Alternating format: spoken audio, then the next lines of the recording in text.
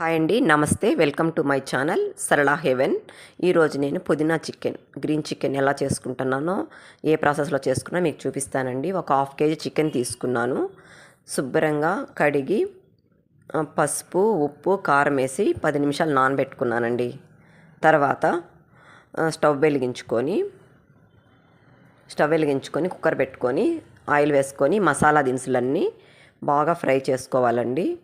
ఒక ఎర్రగడ్డ సన్నగా తరిగి, ఎర్రగడ్డను కూడా సిమ్లోనే పెట్టుకొని స్టవ్ బాగా ఫ్రై చేసుకోవాలండి. బ్రౌన్ కలర్ వచ్చేంత వరకు బాగా ఫ్రై చేసుకోవాలి.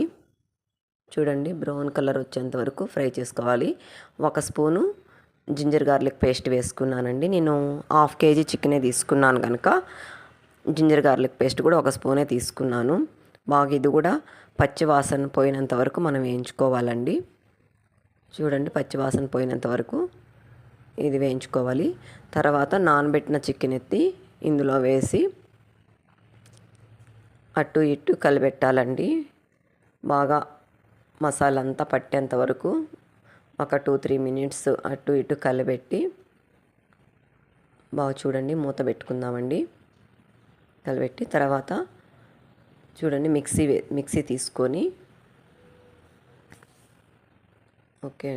మిక్సీ తీసుకొని దాంట్లో ఒక 5 పచ్చిమిరపకాయలు, ఒక 3 పిడికెలు పుదీనా వేసుకున్నాను. ఒక పిడికెడు వచ్చి కొత్తిమీర వేసుకున్నానండి. మరి ఎక్కువ నేను పుదీనా వేయలేదు, ఎందుకంటే ఎక్కువ పుదీనా వేస్తే ఇది పుదీనా వాసన వస్తుంటుంది కదా, అందుకోసము.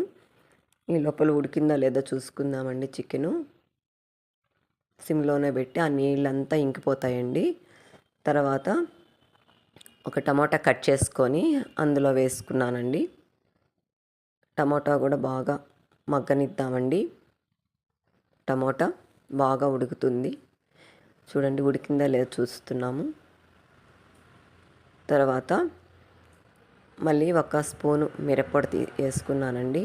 ఆల్రెడీ నేను కలిపెట్టున్నాను కదండి చికెన్లో, అందుకోసము 1 స్పూన్ మిరప్పొడి, 1 స్పూన్ ధనియాల పొడి వేసుకున్నాను. కారం సరిపోయిందా లేదో చూద్దాము. చూడండి, బాగా మగ్గుతూ ఉంది చికెను. తర్వాత మనం గ్రైండ్ చేసుకున్న ఈ ప్యూరీని ఎత్తి అందులో వేసుకొని బాగా ఒక 5 మినిట్స్ బాగా ఉడకనిద్దామండి. కొంచెం గరం మసాలా పొడి వేసుకున్నాను. కొంచెం సాల్ట్ తక్కువ ఉన్నట్టుందండి, కొంచెం సాల్ట్ వేస్తున్నాను. ఉడుకుతూ ఉంది చికెను, స్మెల్ కూడా భలే వస్తూ ఉందండి. సాల్ట్ వేసుకున్నాను. తర్వాత కొంచెం 1 కప్పు పెరుగు వేసుకున్నానండి. దించే ముందు ఒక 2-3 మినిట్స్ బాగా చికెన్ ఉడికాక గిన్నెలోకి సర్వ్ చేసుకోవడమేనండి. ఇది జ్వరం వచ్చినప్పుడు కానీ, బాగా జలుబు చేసినప్పుడు కానీ స్పైసీగా కారంగా తింటే ఎంతో బాగుంటుందండి. ఒకసారి లైక్ చేయండి, షేర్ చేయండి, సబ్స్క్రైబ్ చేయండి ఫ్రెండ్స్. సబ్స్క్రైబ్ చేయడం మర్చిపోవద్దు. సబ్స్క్రైబ్ చేయండి. ఇంతేనండి, వేడి అన్నంలోకి, రాగి సంగట్లోకి, చపాతీలోకి ఎంతో టేస్టీగా ఉంటుంది. మీరు ఒకసారి ట్రై చేయండి ఫ్రెండ్స్. ఇది లైక్ చేయండి.